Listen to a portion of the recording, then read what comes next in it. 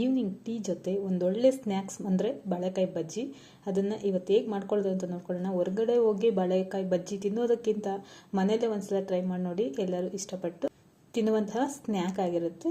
ಇಲ್ಲಿ ಹೇಗೆ ಮಾಡ್ಕೊಳ್ಳೋದು ಅಂತ ನೋಡ್ಕೊಳ್ಳೋಣ. ಒಂದು ಬೌಲ್ಗೆ ನಾನು ಇಲ್ಲಿ 2 ಕಪ್ ಆಗುವಷ್ಟು ಕಡಲೆ ಹಿಟ್ಟು ತಗೊಂಡಿದ್ದೀನಿ. ಇದನ್ನು ನೀಟಾಗಿ ಜರಡಿ ಮಾಡ್ಕೋಬೇಕಾಗುತ್ತೆ. ನೀಟಾಗಿ ಜರಡಿ ಮಾಡ್ಕೊಂಡಿದ ನಂತರ ಒಂದು 1/4 ಟೇಬಲ್ ಸ್ಪೂನ್ ಅಂದರೆ ಒಂದು ಚಿಟಿಕೆ ಆಗೋಷ್ಟು ಅಡುಗೆ ಸೋಡಾ ಸೇರಿಸ್ಕೊಳ್ತಾ ಇದ್ದೀನಿ. 1-2 ಟೇಬಲ್ ಸ್ಪೂನ್ ಆಗೋಷ್ಟು ಅಕ್ಕಿ ಪೌಡರ್ ಸೇರಿಸ್ಕೊಂಡು ನೀಟಾಗಿ ಜರಡಿ ಮಾಡ್ಕೊತಾ ಇದ್ದೀನಿ. ಎಲ್ಲೂ ಗಂಟಿರಬಾರ್ದು, ಆ ರೀತಿ ಮೊದಲೇ ಜರಡಿ ಮಾಡ್ಕೋಬೇಕು. ನಂತರ ಇದಕ್ಕೆ 1/4 ಟೇಬಲ್ ಸ್ಪೂನ್ ಆಗೋಷ್ಟು ಜೀರಿಗೆ ಸೇರಿಸ್ಕೊಳ್ತಾ ಇದ್ದೀನಿ. ರುಚಿಗೆ ಎಷ್ಟು ಬೇಕೋ ಅಷ್ಟು ಉಪ್ಪು ಸೇರಿಸ್ಕೊಳ್ಳೋಣ. ನಂತರ ಖಾರಕ್ಕೆ ಎಷ್ಟು ಬೇಕೋ ಅಷ್ಟು ಅಚ್ಚ ಖಾರದ ಪುಡಿ ಸೇರಿಸ್ಕೊಳ್ತಾ ಇದ್ದೀನಿ.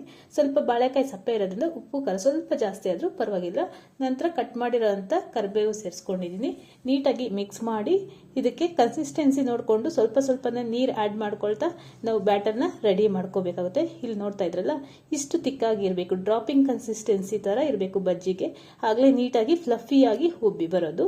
ಈಗ ನಾನು ಬಾಳೆಕಾಯಿನ ಈ ರೀತಿ ಕಟ್ ಮಾಡಿ ಇಟ್ಕೊಂಡು ಮೇಲೆ ಎಲ್ಲ ಸಿಪ್ಪೆ ತೆಗೆದು, ಬಾಳೆಕಾಯಲ್ಲಿ ಮೊದಲು ಸಿಪ್ಪೆ ನೀಟಾಗಿ ತೆಗೆದು ಇದನ್ನ ಕಟ್ ಮಾಡ್ಕೋಬೇಕಾಗುತ್ತೆ. ನಾನು ಇದ್ರ ಸಹಾಯದಿಂದ ತೆಳುವಾಗಿ ನೀಟಾಗಿ ಕಟ್ ಮಾಡ್ಕೊಂಡಿದ್ದೀನಿ, ಅಥವಾ ಚಾಕು ಅಲ್ಲಾದರೂ ಕಟ್ ಮಾಡ್ಕೋಬಹುದು.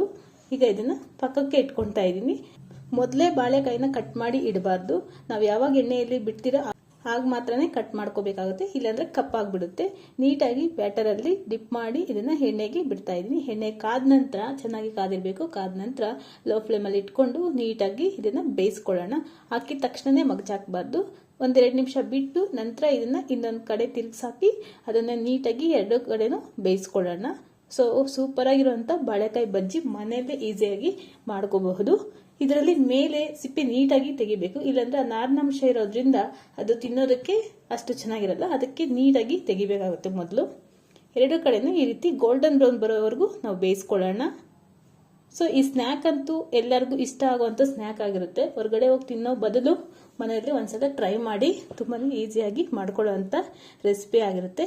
ಈ ರೆಸಿಪಿ ಯಾರಿಗೆಲ್ಲ ಇಷ್ಟ ಆಯಿತು ಒಂದ್ಸಲ ಟ್ರೈ ಮಾಡಿದ ನಂತರ ಹೇಗೆ ಬಂದಿದೆ ಅಂತ ತಿಳಿಸಿ. ಸೊ ಇಷ್ಟ ಆದರೆ ಲೈಕ್ ಮಾಡಿ. ಇದೇ ಮೊದಲನೇ ಬಾರಿ ನನ್ನ ಚಾನಲ್ ನೋಡ್ತಾ ಇದ್ರೆ ಸಬ್ಸ್ಕ್ರೈಬ್ ಮಾಡ್ಕೊಂಡು ನೋಡಿ. ಇಷ್ಟ ಆದರೆ ಫ್ರೆಂಡ್ಸ್ ಫ್ಯಾಮಿಲಿಗೆ ಶೇರ್ ಮಾಡಿ.